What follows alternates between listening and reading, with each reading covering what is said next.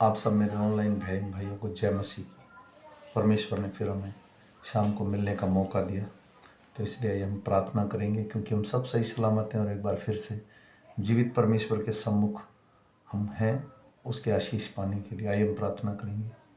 धन्यवाद है महान जीवित खुदावन, तेरा धन्यवाद करते हैं प्रभु। तूने दिन भर संभाला, काम काज में मदद किया, अन्य जाति अल्प विश्वासी नामधारी लोगों में बचा के रखा खुदावन। जैसा लेके गया वैसा शाम को लेके आया, इसके लिए धन्यवाद प्रभु। तेरा वचन पढ़ने जा रहे हैं प्रभु जी। तेरा वचन हृदय में बोया जा सके, ताकि प्रभु इन अंत के समय में मेरे राजा ज़्यादा से ज़्यादा लोग बचाए जा सकें मेरे खुदावन। प्रभु जितने लोग मेरे बहन भाई इस वचन को सुने प्रभु जी, वो सब आशीष पाए मेरे खुदावन। प्रभु कोई स्त्री, कोई पुरुष, कोई बूढ़ा, कोई जवान, कोई बच्चा प्रभु जी, प्रभु इस वचन को सुने प्रभु, उसके जीवन में काम करने पाए मेरे खुदावन।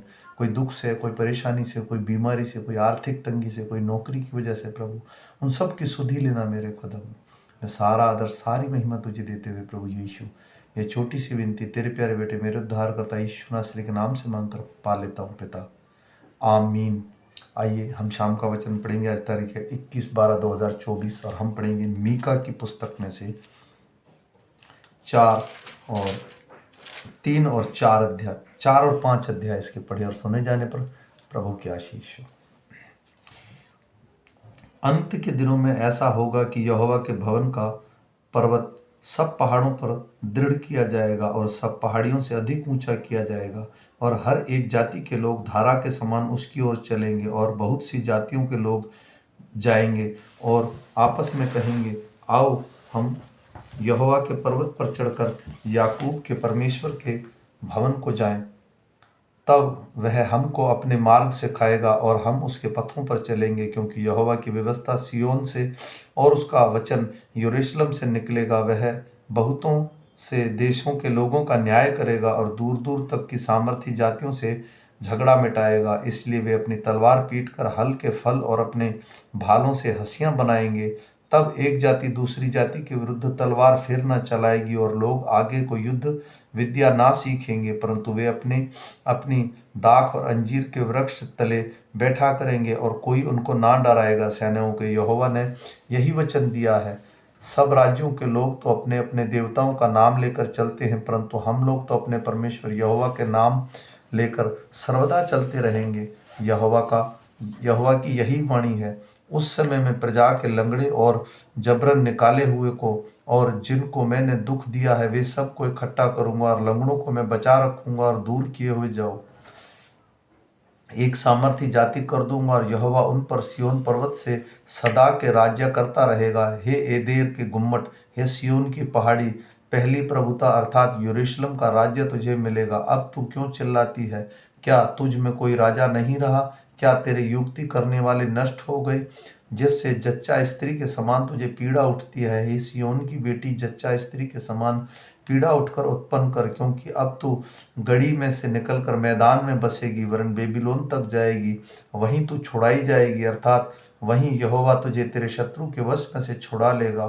अब बहुत सी जातियों के विरुद्ध इकट्ठे होकर तेरे विषय में कहेगी, सिय्योन अपवित्र की जाए और हम अपनी आंखों से उसको निहारें, परंतु वे यहोवा की कल्पनाएं नहीं जानते, ना उनकी युक्ति समझते हैं। वह तो अपने ऐसा बटोर लेंगे जैसा खलिहान में पूले बटोरे जाते हैं।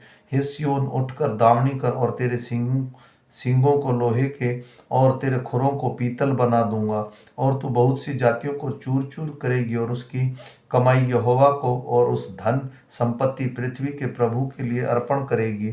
अब हे बहुत से दलों की स्वामिनी, दल बांध बांध कर इकट्ठी हो, क्योंकि उसने हम लोगों को घेर लिया है। वे इज़राइल के न्यायी के गाल पर सोटा मारेंगे। हे बेतलेहम एफ्राता, यदि तू ऐसा छोटा है कि यहूदा के हजारों से गिना नहीं जाता, तो भी तुझ में ऐसे इसलिए एक पुरुष निकलेगा जो इज़राइल की प्रभुता करने वाला होगा, और उसका नाम प्राचीन काल से वरन आदि काल से होता आया है। इस कारण वह उसको उस समय तक त्यागे रहेगा जब तक जच्चा उत्पन्न ना करे।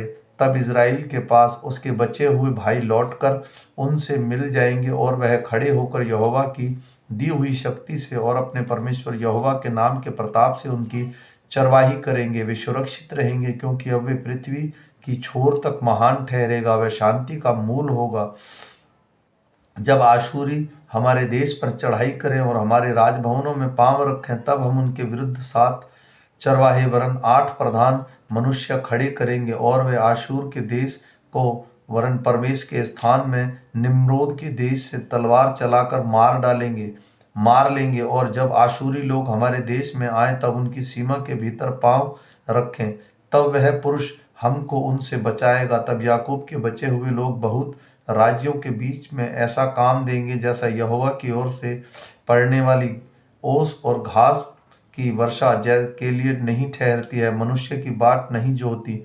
याकूब के बचे हुए लोग जाति में देश देश के लोगों के बीच ऐसे होंगे, जैसे वन पशु के सिंह या भेड़ बकरी के झुंड जवान सिंह होते हैं, क्योंकि जब वह उनके बीच में से जाए तो लताड़ता और फाड़ता जाएगा और उनको कोई ना बचा सकेगा।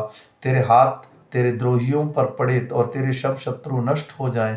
यहोवा की यही वाणी है, उस समय मैं तेरे घोड़े और तेरे बीच में नाश करूंगा और तेरे रथों का विनाश करूंगा और तेरे देश में नगरों को भी नष्ट करूंगा और तेरे किलों को ढा दूंगा। मैं तेरे तंत्र मंत्र का नाश करूंगा और तुझ में टोहने आगे को ना रहेंगे। मैं तेरी खुदी हुई मूर्तों और तेरी लाठों के बीच में से नष्ट करूंगा। तो आगे अपने हाथों की बनाई हुई वस्तु को दंडवत ना करेगा। मैं तेरे आशोर नामक मूर्तों को और तेरी भूमि पर उजड़ डालूंगा और तेरे नगरों का विनाश करूंगा। और जाति जाति में जो मेरा नहीं कहा नहीं मानती, क्रोध और जलजलाहट के साथ बदला लूंगा। आमीन, फिर आमीन। फिर मिलेंगे हम सुबह के वचन के साथ। तब तक मैं आशा करता हूँ, मैं विश्वास करता हूँ कि आज हमने जो वचन सुना ये हमारे हृदय में काम करने पाए। ये वचन मैं उन मेरे बहन भाइयों के लिए पढ़ता हूँ जो लोग बाइबल पूरा अब तक नहीं पढ़ पाए हैं। आप मेरे साथ जुड़िए, आप मुझे फॉलो कीजिए। आप शाम को और सुबह दोनों टाइम ये वचन सुनिए। आप जिस दिन से सुनना शुरू करेंगे, पूरे 365 दिन, 1 साल में आप बाइबल कंप्लीट कर लेंगे।